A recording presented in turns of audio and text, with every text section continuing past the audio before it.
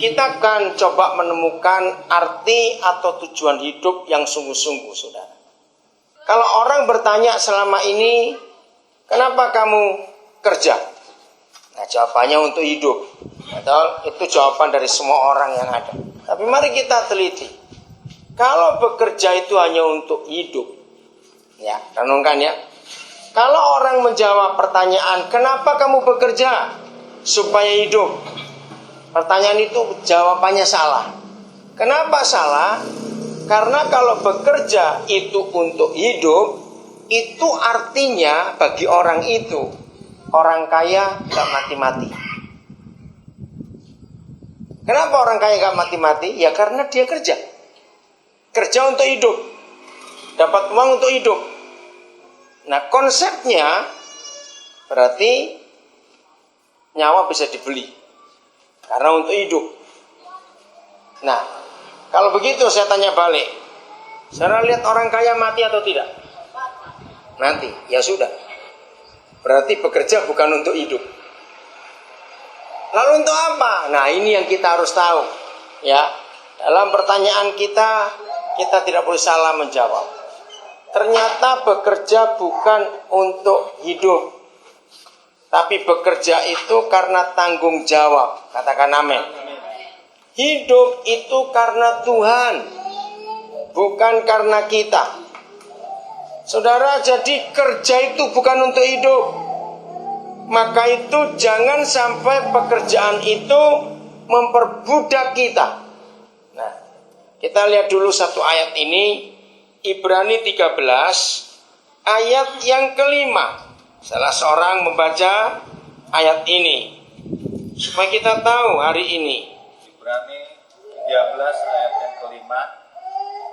Janganlah kamu menjadi hamba uang, dan cukupkanlah dirimu dengan apa yang ada padamu. Ya, stop dulu. Janganlah kamu menjadi apa? Hamba uang. Saudara, ini kita harus sadari betul-betul. Kalau ada peringatan dari Bapa di surga supaya kita jangan jadi hamba uang, berarti uang bisa jadi apa? Jadi tuan. Nah, ini yang berbahaya sekali. Janganlah kamu jadi hamba uang. Berarti uang itu bisa jadi tuan. Betul, saudara? Nah, coba saudara renungkan. Kalau uang itu jadi tuannya manusia, jadi bosnya manusia, dia baik atau jahat uang itu? Sangat jahat. Sangat jahat. Berabad-abad manusia sudah punya pengalaman betapa jahatnya uang itu. Kakak adik bisa bunuh-bunuhan. Anak dengan orang tua bisa jadi musuh hanya gara-gara uang itu. Nah, sekarang kita harus mikir, kalau uang bisa jadi tuan, berarti dia bisa jadi hamba tidak? Jawab pertanyaan saya. Kalau uang itu bisa jadi tuan, berarti dia bisa jadi hamba atau tidak? Sekarang kita temukan, kalau uang itu bisa jadi tuan, berarti dia bisa jadi hamba. Kalau uang itu jadi hamba, siapa tuannya? Ayo, jawab, usah ragu-ragu. Manusia. Kita harus jadi tuan dari uang itu. Nah, mari kita jujur dalam hidup ini, saudara. Sampai detik ini, siapa yang mengatur kita dan siapa yang memerintah kita? Dalam hati jawabnya, jangan lewat mulut. Sampai detik ini. Antara dua ini, uang tadi itu dengan kita. Antara uang dengan kita, siapa yang jadi hamba dan siapa jadi tuan. Itu sangat menentukan. Saya sering berkata kepada banyak orang, uang itu akan jadi hamba yang baik kalau kita taruh dia di dompet. Tapi begitu uang itu kita pindahkan ke dalam hati, dia jadi jahat. Betul? Kenapa uang yang pindah dalam hati jadi jahat? Karena kita tempatkan dia sebagai yang terutama dalam hidup ini. Saudara, kita harus mengakui hidup ini perlu uang. Kita nggak bisa munafik, nggak bisa pura-pura. Bahkan saya sering mengajarkan juga, jangan lagi hidup mati aja nggak ada yang gratis sekarang ini. Betul nggak saudara? Maka itu yang pengen mati bertobat, kasihan ditinggal. Karena mati itu mahal sekarang ini. Nah, apalagi hidup. Tapi, nah ini ada tapinya lagi. Sekalipun kita itu perlu uang untuk hidup, ingat ayat ini. Tolong baca lagi ya Pak Marbun, kalimat pertama tadi itu penting sekali. Ibrani 13 ayat yang kelima. Janganlah kamu menjadi hamba uang dan cukupkanlah dirimu dengan apa yang ada padamu. Nah,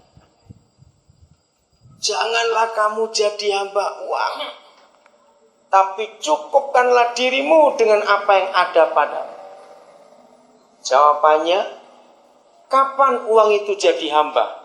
Bukan jadi tuan, kita jadi tuannya. Kapan?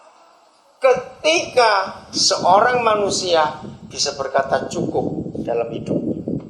Lagi sekali ketika seorang manusia bisa berkata cukup dalam hidupnya.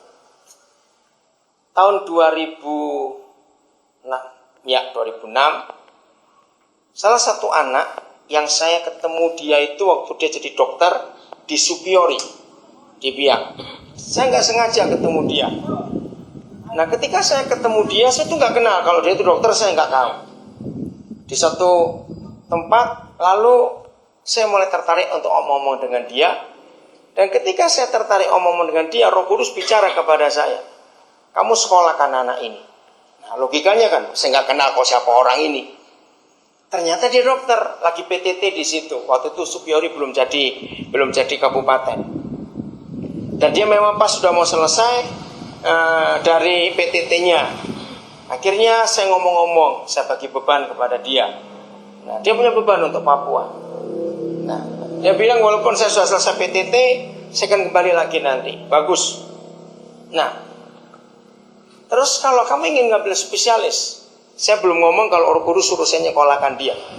Ya, kalau kamu ngambil spesialis, kamu ingin spesialis apa? Aduh, rasanya nggak mungkin. Jangan bilang nggak mungkin. Saya tanya, kalau kamu ngambil, apa cita-citamu dari dulu? Ternyata dia ingin ngambil spesialis bedah, saudara. Baik kalau begitu, ambil spesialis bedah. Saudara, Tuhan buka jalan, dia diterima di UNER, Erlangga, Surabaya. Nah, tahun 2006 dia lulus spesialis bedah. Nah, saya sedikit banyak tahu soal itu. Terus saya tanya dia, bedahmu kan bedah umum. Nah, Bapak tanya lagi kepada kamu ingin bedah apa yang secara khusus? Ya. Saya itu harapan dia itu jadi ngambil bedah tulang. Ternyata dia tidak. Saya ingin jadi ahli kanker. Saya ingin ambil onkologi, bedah tumor. Saya potong dulu. Nah, waktu dia dilantik spesialis, karena saya jadi orang tuanya maka saya diundang. Itu pertama kali saya masuk ke gedung kedokteran Erlangga. Itu kan gedung bangunan Belanda. Wah, megah sekali. Hari itu yang di wisuda, yang dilantik dokter spesialis hanya 36 orang. Ya, dari 36 orang itu, saudara, kira-kira 14 itu anaknya dosen dan anaknya dokter spesialis. Terus saya itu coba lihat kiri kanan. Kan cuma sedikit, 36 orang kok. Ya, orang tua yang hadir. Nah, saya dengan seorang kontraktor. Saya ajak istri saya nggak bisa ikut. Saya tuh lihat ada pendeta nggak di sini ya. Nah, Surabaya saya lagi di sana jadi saya kenal. Nggak ada satupun pendeta. Cuma saya sendiri. Artinya saya begitu bangga. Si bisa nyekolahkan anak ini. Nah, bayangkan dari 36, 14 itu anaknya dokter spesialis dan anaknya dosen. Betapa sulitnya untuk jadi spesialis. Maka itu saya bilang, ini kalau gereja tidak bertobat, tidak mikirkan keadaan bangsa ini, maka itu ke spesialis itu mahalnya luar biasa. Siapa tahu di sini ke spesialis berapa dokter sekali periksa? Apa saja mau THT atau apa? Berapa kira-kira sekali periksa? 100, 200, 100.000. Berapa? 250? Iya, kandungan itu, betul. Mahal. Nah, saudara, terus ini waktu ditunjukkan semua yang dilantik itu, anak kami ini termasuk salah satu dari 6 yang terbaik.